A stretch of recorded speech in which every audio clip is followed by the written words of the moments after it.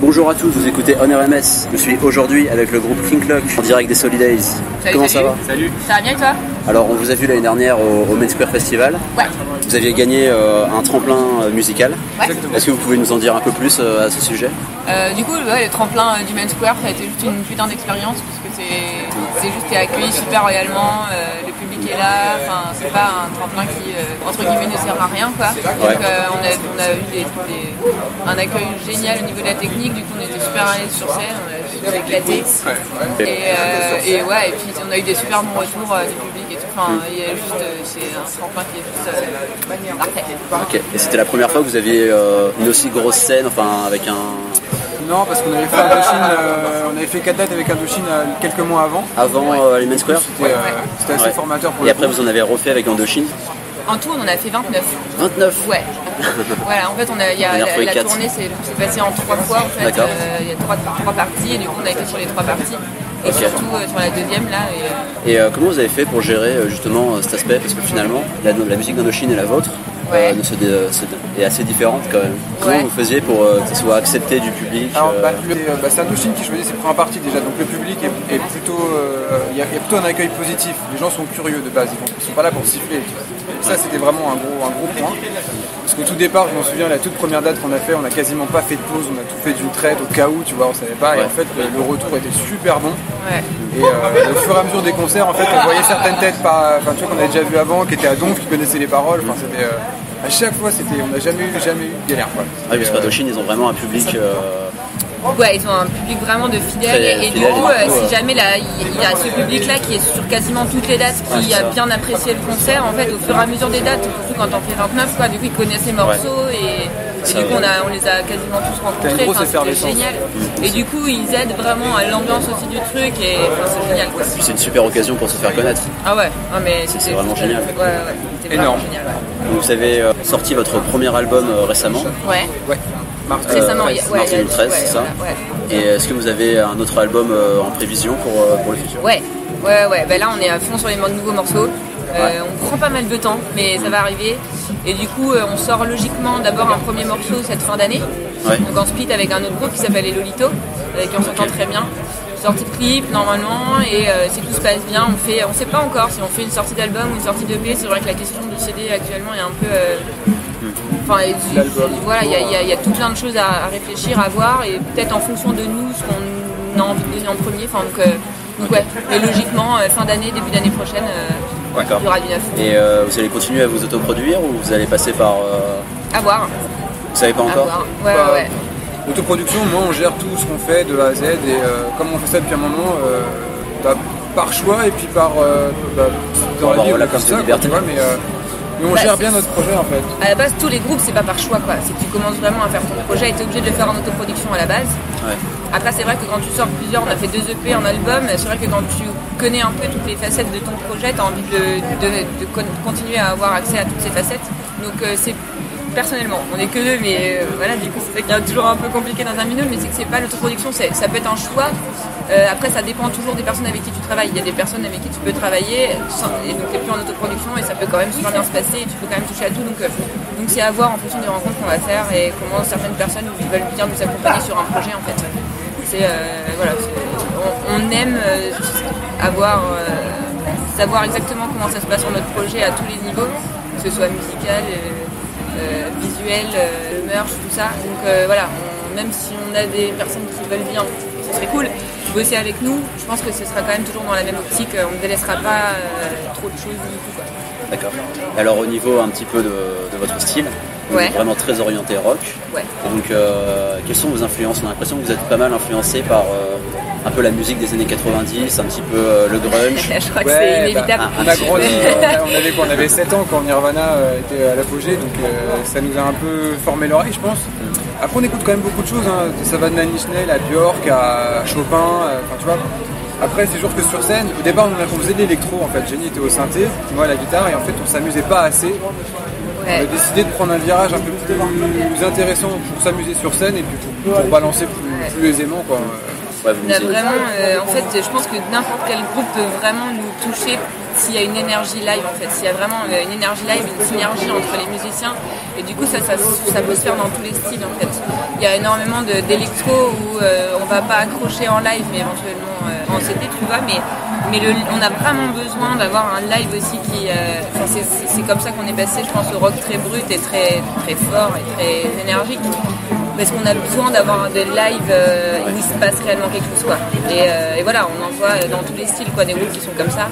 Donc que ce soit rock ou pas, quoi. Donc vraiment, il y a du hip-hop, c'est juste, il y a une présence qui est géniale. Et donc voilà, nous ce qu'on donne sur scène, c'est très rock. Après, il y a énormément de gens qui nous aident en parallèle, qui viennent de la scène hip-hop. On a été un peu étonnés et finalement, c'est peut-être le fait du haut, j'en sais rien. Enfin, et du coup, faut pas s'arrêter à un style, quoi. Genre, tous les styles sont abordables et tant qu'il y a une volonté de transmission de quelque chose, c'est ça qui est super important pour nous. Ok. Et est-ce que vous pensez que le fait que tu sois à la fois batteuse et chanteuse, c'est pas un atout pour se différencier des autres groupes d'aujourd'hui? Il y a de plus en plus de batteuses, il y a énormément de chanteuses. Je sais pas si c'est réellement un atout. En règle générale, les femmes, c'est un atout. Enfin, voilà, dans la musique. Après, ça c'est plutôt par rapport au public. Je pense que par rapport à l'arrière, il y a des fois où il y a encore pas mal de misogynie. C'est vraiment c'est quelque chose qui est dans la vie de tous les jours. Je vais pas en faire un blabla. Mais voilà, la femme n'est pas l'égale de l'homme apparemment sur notre planète, donc ça a toujours un peu compliqué. Ça a de très bons atouts et ça a des inconvénients. Une femme sera toujours moins bonne musicienne qu'un homme dans la tête de beaucoup de gens et des fois c'est pas bon. Voilà. Ok. Et est-ce que vous avez d'autres dates prévues pour cet été? Vous allez faire d'autres festivals? On jouera au Chien à Plume le 8 août. Ouais. Et logiquement, il y aura peut-être une date à l'Inter à la rentrée. En octobre, rien de sûr. Ouais, en octobre. On annoncera tout sur Facebook. Ouais. Mais pour l'instant, on est à fond dans les morceaux. Mais vraiment, on va concocter des pures tueries. Okay. En tout cas, encore des doigts. Et vous allez toujours rester à deux ou vous pensez engager un troisième membre pour s'occuper un petit peu de... Quand on le peut, on avait deux choristes avec nous qui avaient des grosses têtes de poupées en fait. C'était pas toujours possible parce que voilà, problèmes différents. Donc du coup, on était la plupart du temps à deux. Mais on est encore à deux. Après, on n'est pas contre inviter quelqu'un sur scène. On a un batteur qui vient avec nous de temps en temps, qui nous accompagne. Ouais. Ça dépend des projets, ça dépend des moments. Rien n'est figé. Le noyau est à deux. Voilà, il faut que ça tourne à deux et si jamais on rencontre des gens qui sont OK pour venir telle et telle date faire de la basse, faire de l'harmonica, peu importe, tu vois, plus avoir ce noyau à deux, comme tu dis, qui puisse faire venir d'autres mondes et faire en sorte que les morceaux puissent s'embellir, mais pas forcément sur une tournée, tu vois, juste avoir des rencontres un peu éphémères sur certaines dates. Pour faire un livre live. Ouais. Mais alors en fait, au fond, comment vous vous êtes rencontrés? Voilà, on se connaît depuis super longtemps en fait. On se connaît depuis l'école primaire, comme ça. Ah oui. Ouais. Et du coup, donc avant j'étais en région parisienne, après j'ai déménagé, etc. Et en fait on a toujours été un peu, j'ai déménagé vers Bordeaux pendant très longtemps. Et donc on s'est énormément côtoyés, mais à l'époque il n'y avait pas encore les textos et tout, c'était vraiment par lettres et tout, on communiquait énormément sur tout ce qui était musique et tout ça.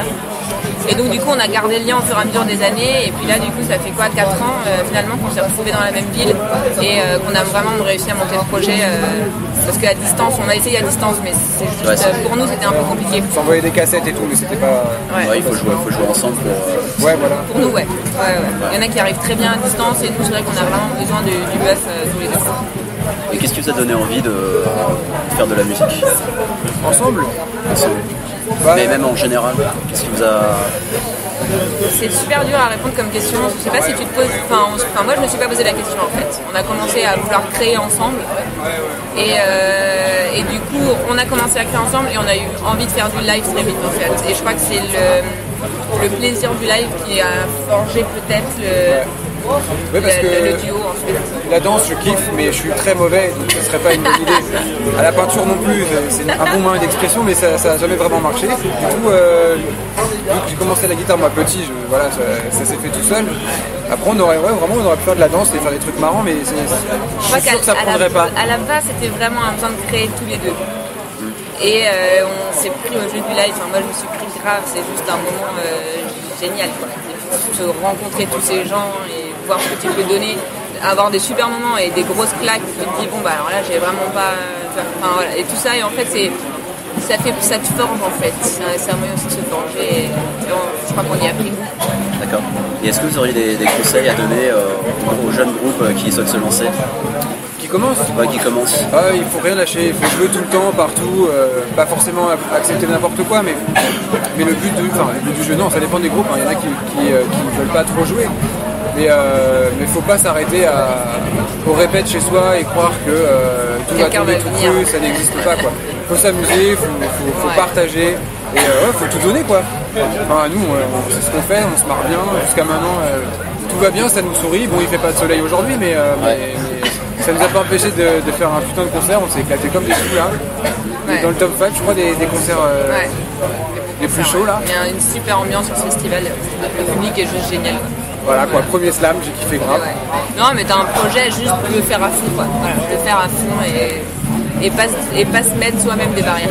Ok. Vous avez pu discuter avec les autres artistes qui sont présents au Solidays aujourd'hui? Du coup on a croisé Franck qui a joué avec nous avant nous. Avant nous, ouais, on a croisé Talisco qui jouait juste après et non là on vient de sortir de scène donc on va marcher, discuter un peu, voir ce qui se passe quoi. Et une super bonne ambiance entre les groupes, génial. Et est-ce que parmi les groupes qui sont présents aujourd'hui, il y a des groupes qui vous plaisent particulièrement? Du coup, il y a les Stuck in the Sound, avec qui on a joué en première partie à l'Ubu, à Rennes, il y a 2 ans peut-être, quelque chose comme ça. Avec un public génialissime. Et donc les Stuck, ouais. Après, c'est vrai que je connais pas grand-chose aujourd'hui, donc on va aller faire un tour sur l'appli après pour voir ça. Ok. Écoutez, je vous remercie. Merci à toi. Merci à tous. Merci beaucoup. Vous pouvez retrouver toutes nos émissions sur la chaîne YouTube ainsi que la chaîne SoundCloud ainsi que sur notre site internet.